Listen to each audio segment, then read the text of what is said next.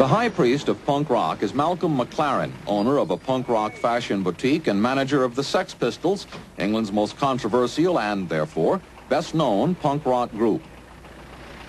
When you've got 60% of the unemployment of the age of 18 out of work and sitting around or hanging around the streets without a music that they feel is something that can capture their imagination and inspire them to go forth, you have a whole force that is basically with very little future.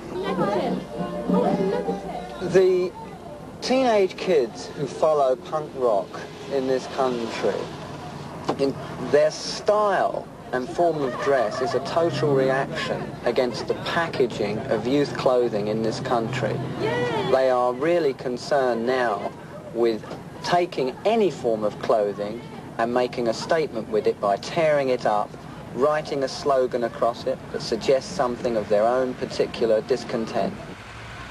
Ironically enough, it is Chelsea shops like Degeneration, the shop owned by Malcolm McLaren and his partner Vivienne Westwood, which now embody those aspects of punk.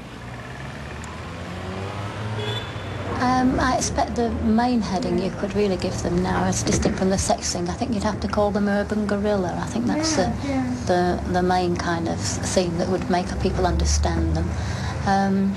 They've got touches of primitive things.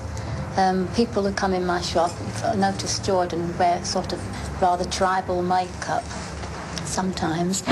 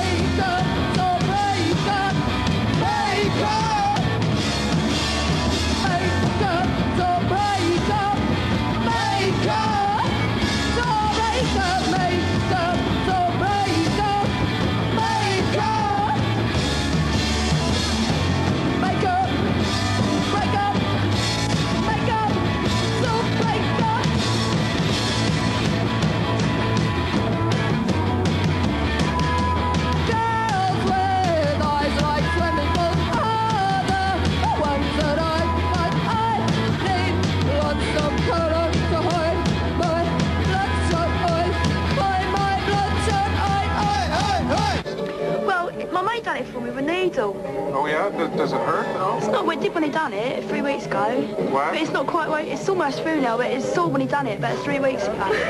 Move! Come on, get him off. I'm not drunk. Move back on your dick! It's just about, it's just saying everything really, just, you know, bondage, just all kind of restrictions. It's just like breaking away from it all. So it's just like, I want to be free.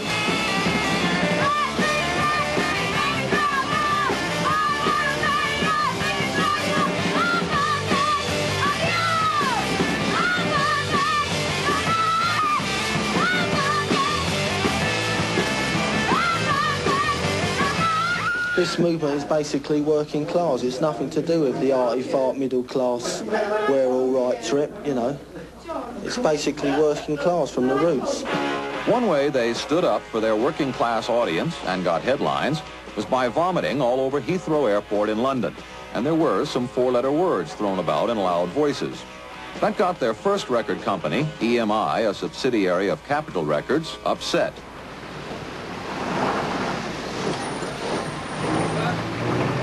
One week after EMI dumped the Sex Pistols, A&M Records picked them up and staged a contract signing ceremony in front of Buckingham Palace. At this point, the Sex Pistols, despite having been fired, were not exactly suffering. Before EMI could get rid of them, it had to buy off the contract, and that cost the company a reported £25,000.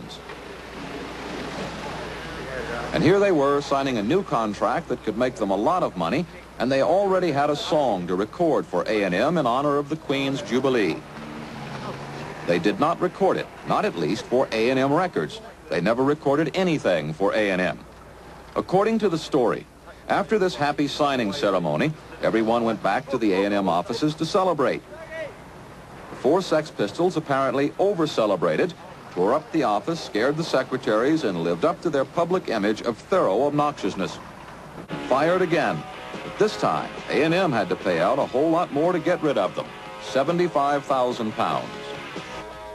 But Virgin Records signed them, and Johnny Rotten got to record his Queen's Jubilee memorial song, God Save the Queen. It has been banned by the BBC and other stations, but it is today one of the most popular records in England.